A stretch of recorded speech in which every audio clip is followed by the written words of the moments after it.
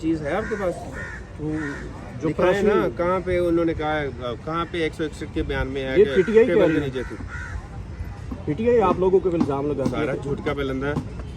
कौन उनमें सच्चा आदमी है? लाए सामने, आए ना मेरे सामने बात करे कि टेबल के नीचे थे या सोफे के पीछे थे। अच्छा, ये जो गवाह वाली बात चली हुई है कि इमरान खान के टेबल वाली, ये क्या सीन है सर? कौन सी? कि वो कोई गवाह के नीचे कोई टेबल बात के नीचे सुनी है। छुपकर ऐसा हो सकता है भला? ऐसा मुमकिन है? तो गवाह तो ऐसी तो आप लाए हैं, कोई चीज़ है आपके पास?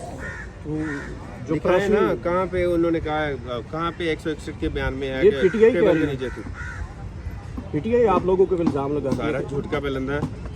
कौन उनमें सच्चा आदमी है? लाए सामने, आए ना मेरे सामने बात करे कि टेबल के नीचे थे या सोफे के पीछे थे।